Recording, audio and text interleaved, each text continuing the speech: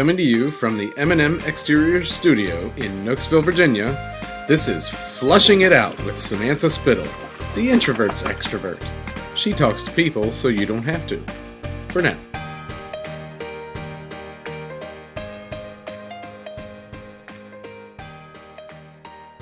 Full flush after show. Oh, is this where we do the full flush? Yeah, man. Oh, silly. Yeah. Well, some of stuff from the beginning might get moved to the full flush. It should be in the full flush. Yeah, so, but this way, Jeremy, it's a chance to be like, so Brett, is there anything that we didn't talk about that you wanted to talk about?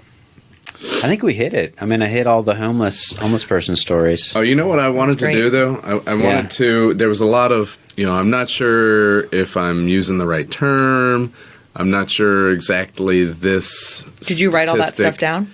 Oh, I got it all. Okay. Virulent versus vehement? Well, I have the definition of virulent. Yes. Okay? There are 5 definitions. Oof. Okay? But I think a few don't fit. It's going to be in the top 2. Number 1, actively poisonous, intensely noxious. Ooh. I don't think that fits. Wait, let's review. What did I say? Virulently independent. Okay. Yeah. I actually think it does, almost to a poisonous degree. Okay. Yes. Yeah. I was actually thinking that, yeah. Yeah, it's actually problematic how independent. Just ask my spouse. I'm going to skip ahead to the last. I will. Yeah. I'm calling it right now. I'm going to skip ahead to the last 2. Okay. Violently or spitefully hostile. Mm-hmm. Yeah, that works. Yeah, that's accurate. And intensely bitter, spiteful, or malicious. Yeah. Yeah. Yeah, it's actually to a fault. Yeah. To a fault. So I want to... I had a really hard time learning to work in groups. For Yeah. sure. Yeah. Well, let's go back to that. Technocratic mindset. I thought it would be helpful to define... See, big words are great. Look at this. A technocracy. How does it... A technocracy? Yeah, technocracy. Go. Technocracy. A technocracy is a proposed system of governance in which decision makers are selected on the basis of their expertise in a given area of responsibility. You're shaking your particularly with regard to scientific or technical knowledge. So that's not the definition you intended? In more practical that use, is, but it's technocracy bad, is Oh. any portion of a bureaucracy that is run by technologists. Yeah. It's the idea that experts can figure out what's good for everybody. Oh. But the problem is there's always imperfect knowledge. You can never have the right amount of knowledge on what people want, what people desire. So if technocrats ruled, we might all be using Zunes instead of iPods. Ugh. Yeah, exactly. I think I had a Zune. Yeah. Did you really? You had a Zune? Yeah, I think I had a Zune. What was a Zune? It was the alternative like to the iPod. MP3 player. Yeah, the alternative to iPod. It was the Microsoft version of the iPod. Oh, I think you got me one when I was... I don't know. Oh, There was another, like a third terrible competitor gift. too. But Yeah. Terrible gift. The best gift Jeremy ever got me, one of the most significant, if you were to have just asked me, vacuum cleaner. what's the best gift? No, you did get me one though, but no, the best Didn't gift go over well. Oh, what kind was Initially. it? Was it a Dyson? No, It was a it was a Hoover. Costco. It was just a Costco vacuum. Hoovers are pretty No, the best they gift suck. was I was living in Jersey. I think I was living in Jersey, and I was coming through. I was stopping here for Christmas on my way to my parents' house, and Jeremy and I were on the phone, and I'm a chatter, and I was blah blah blahing, and I said something about he was asking about a gift he should get for someone, and I think I recommended a massage gift card, and then I was like, but I wouldn't want one of those because XYZ. I think I knew a massage therapist, so I didn't need the gift card, yada yada yada. So I come down for Christmas, and he gives me a gift, and it was a satellite radio player. But like back in the day when you needed to have a separate player because it was before Sirius. Yeah, it was like a Sirius player. Before Sirius merged with XM, even. Yeah, and it was when you needed like to have this single player, and it was the best gift in the world because I was about to take like an 8-hour road trip to Ohio. Yeah. And Nice I was job. always coming back and down from Jersey. It was literally the best gift. And I was so excited. And he was like, well, I actually have a confession to make. I had a spa gift card for you. And then you were like, that would be a horrible gift for me. And I so don't remember that whatsoever. You don't? Oh my gosh. Yeah, but he learned. No, that's why he learned No. after talking to you. Exactly. Yeah. That's what I'm saying. It was the bet. Like, I just feel like a jerk that I was just so like, I wouldn't like that. I recognized her inherent value as a human being and corrected myself in my thought process. Thanks, You know, hon. I probably thought, oh, this is the best gift ever. Yeah.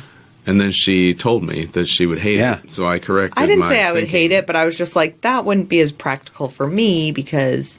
We could have talked about that. That's another, my progression as a gift giver is another example. I used to give people things I thought they should like. Ooh. Oh, they should like, yeah. Yeah. Ooh, give an example. So one year we're at a bookstore and I thought, oh, I'm going to get, we used to just have to buy gifts for everybody that was there at Christmas. Yeah. And I didn't know anything about them. So it was like Meredith's cousin. What am I Yeah. going to get Meredith's cousin? And I thought, oh, she should like this book of poetry because it's really good poetry.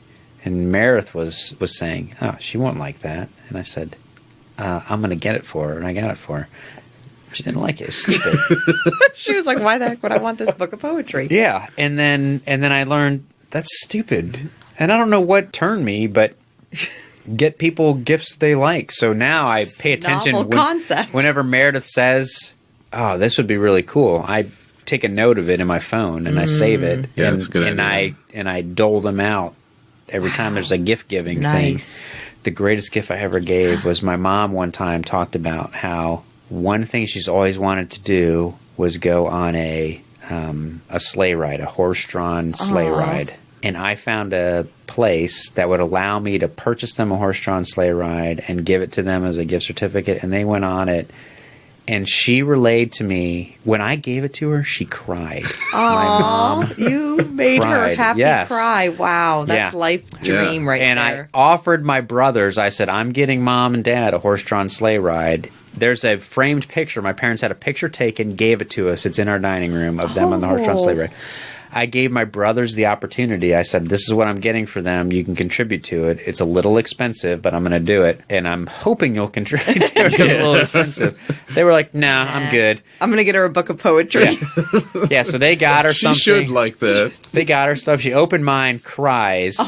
And then my brother's like, oh. And then next Should've gone in on it. next Christmas he gets her like a $500 iPad because he's trying to make up for it. Funny. Didn't offer me a chance to go in on it, but she didn't cry when she opened it. That's all I got to say. Now, is it okay if he hears this story? Because he might listen since he knows you're on a podcast. Yeah, I'm okay with that. Yeah. He's my brother. He'll have to deal with it. He'll If deal there's with it. anybody that knows me, warts and all, it's him for sure. Yeah. Yeah. Anyway, we were talking about technocracy. Yeah.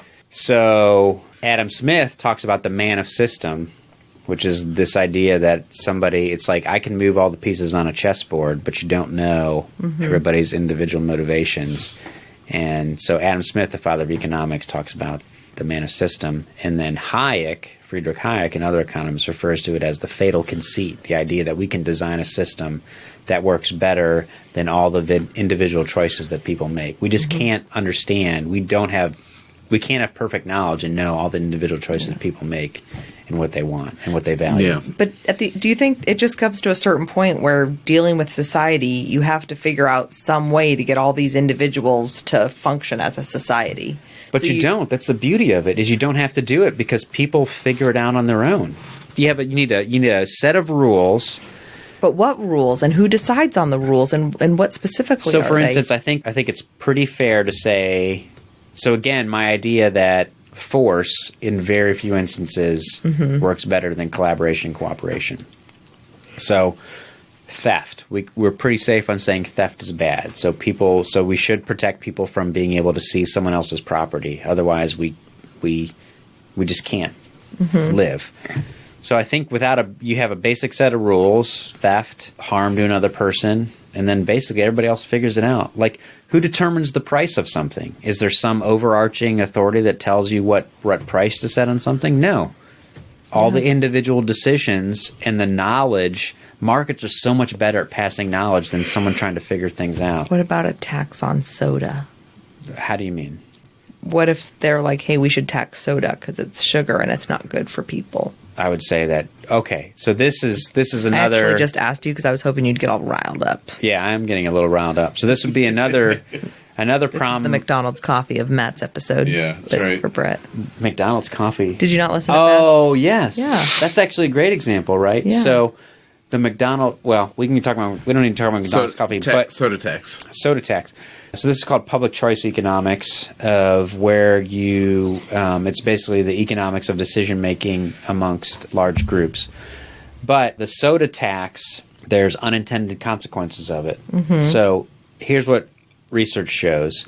Yes, people will buy less soda, but the thing is, soda doesn't exist by itself. So there are alternative products. So if you increase the price of soda, they replace those calories somewhere else. So what happens is they switch from soda to alcohol or something else because you've increased the price of soda to a point where it makes more sense to buy a different product. So the problem is, so research demonstrates that you can put a tax on soda, but it doesn't decrease the consumption of the number of calories. They replace those calories somewhere else.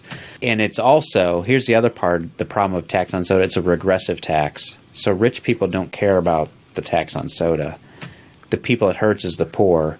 And now here's the tricky thing, and this is why I don't like the technocrats, because they don't treat these people as individuals, is they think, oh, we can raise revenue by putting a tax on soda, and then we can help these people. But really, you're stealing from those people to claim to help them.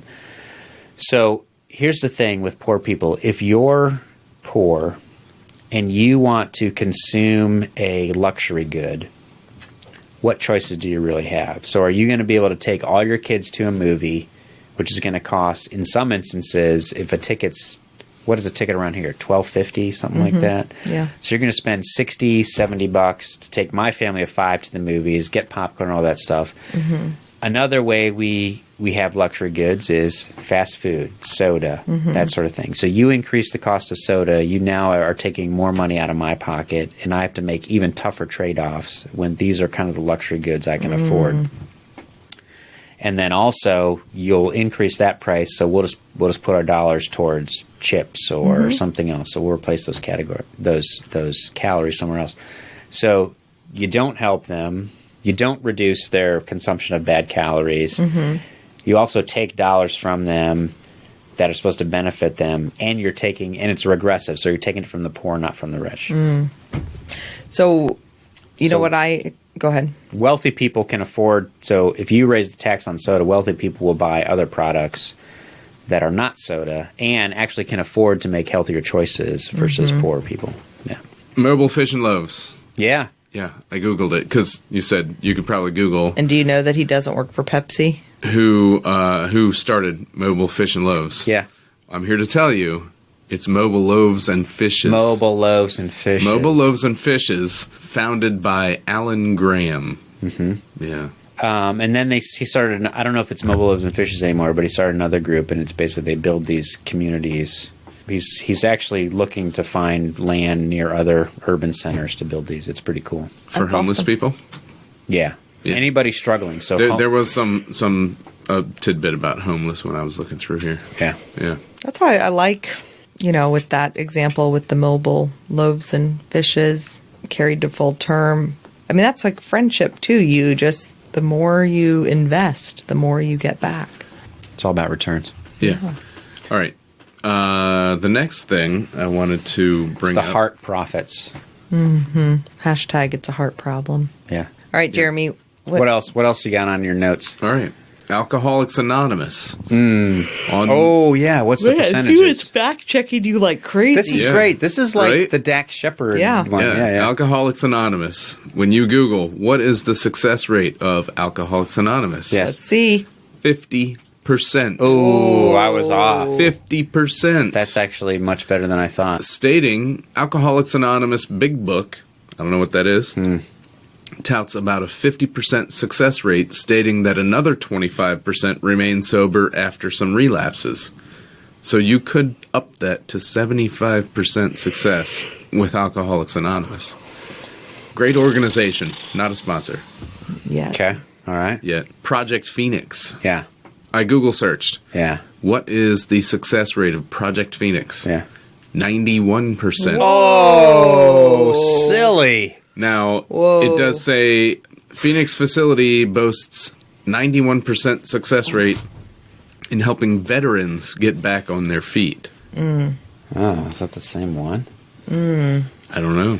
Might not be the same group. Yeah. Well, all right, we can do a fact check of the fact check. And when that's done, I gotta have one more question for you. Yeah, let's do it. I think it's the Phoenix. It is. The Phoenix is empowering people to beat their addiction. Yes. It's the Phoenix. They're in Denver, Colorado. Yeah. Um, 60% success rate. All right, no. Success metrics, 6 locations, 16 full-time instructors, 22,000 lives impacted, 75% participants realize lasting sobriety. what was that percentage? 75. So maybe not it better could than be Alcoholics the. Anonymous. You could make the argument that it's the same as AA, Yeah, you could. but still a great organization. Definitely, AA, yeah. the Phoenix, For not sure. located in Phoenix, but in Denver. Yeah. Yeah. Okay. Well, I'm glad we It could is straighten called that out. the Phoenix. Yep. Good call. The Phoenix. Yeah. Thank you. So I Googled the wrong thing. All right. What else we got? All right. You mentioned earlier in the pit stop that you like to have conversations with people, and I put in quotes, arguments, right? Yeah. So it would be, a conversation would be to either change your point of view Yes. to that of the other person, the other participant, Yeah. or to strengthen your point of view Yes. that you currently hold. Yes. I don't want to get political, Yeah. but Republicans and Democrats have arguments all the time. Yeah. Are they just strengthening their own point of views? Nobody's turning. I mean, people have No, that turned. yeah. Well, But that's my point is you can argue if that's not your mindset of wanting to improve your point Yeah. or improve your argument or demonstrate. You can argue and just trying to like convince the other person and there's no chance you're going to change. That's not the kind of argument I want to have, but that's the kind of argument a lot of people have. Yeah. Right. Yes. But I think there are going to be topics in the history of humankind that you have to just end the discussion with, I guess we're going to have to agree to disagree. Of course. Yeah. Because that's also because there's not always a right and a wrong. People have two different perspectives. Yeah, it of depends. things. Yeah, Yeah. sure. But there's some things where you're right, it doesn't matter. So it's like, which is better, the Whopper or the Big Mac? Does it really matter? I mean, you just have your preference. You like the Big Mac, I like the Whopper. Or for you, it's, I don't know, the Chick-fil-A sandwich versus the Popeyes thing. Like, who cares? Oh, I haven't had the Popeyes We haven't had one yet. Popeyes, but Popeyes chicken is amazing. But so. people I will, do love some but people will Popeyes. argue over that, but that doesn't really matter. People die over that, Yeah, that's crazy. right? Oh, somebody stabbed somebody or something. Yeah, and they Isn't it? Is that died. true? Yeah. That's sad. That's not good. Over an argument of which chicken sandwich was better. Yeah. So I think there's some instances where it's a matter of preference, but there are definitely things where which is better for the American people. I think there's definitely a right answer and there's a wrong answer in some instances. Yeah. But Now- I now think if you could find somebody out there that would virulently disagree. Yes. Abortion. And so our job is to, yeah. So even with, But there's people like, I would argue, like abortion theoretically should be a no-brainer. Don't kill something, and I would call a child a human, a baby. Other people call cells. That's an issue where I feel like people will get to the point of agree to disagree.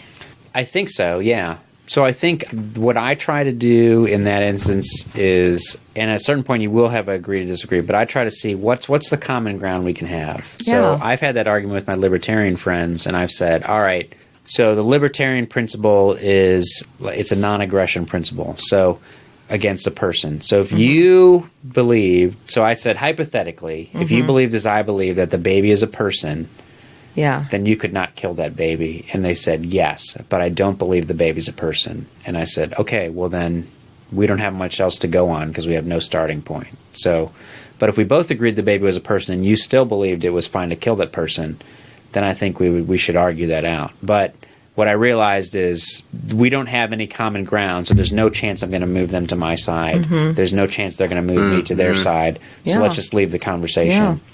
But then there's other instances. So I've talked about abortion, and so now my 15-year-old, this is something she's thinking about. And so she hears, all right, if we outlaw abortion, then women will have illegal abortions. And instead of me saying, well, that's just ridiculous, we should outlaw abortions, I'm saying, all right, well, then maybe we should think about it differently, is why do women feel like they need to have an abortion? Maybe that's the actual problem we need to address. So, I mean, if a person really wants an abortion that bad and then they harm themselves, then yeah, I think we've hurt two people.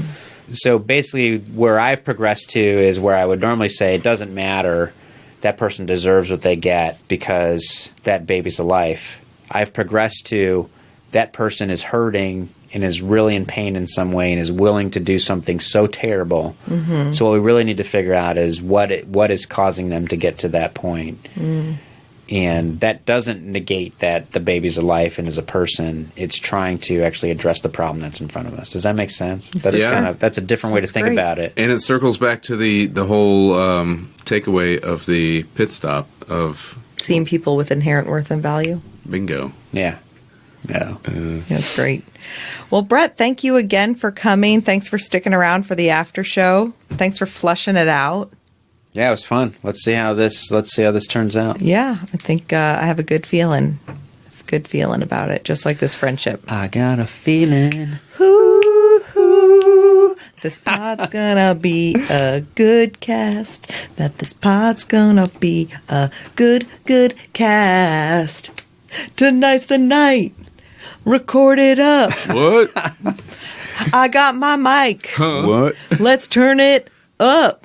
Up. We'll raise the volume. We'll spit it out. Out. Record this podcast. Let's get conversational.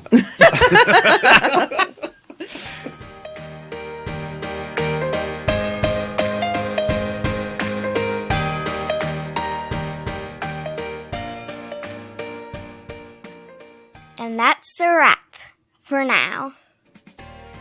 Thanks for listening to Flushing It Out with Samantha Spittle. Music provided by twinmusicom.org. Song titled Night at the Dance Hall. Sound editing by me, Jeremy Spittle. A special thanks to our studio sponsor, M&M Exteriors. Visit their website at mmexteriors.com for all of your roofing, siding, and gutter needs in the Northern Virginia area. Visit our website at flushingitout.com and be sure to subscribe. This has been a Spitfire production.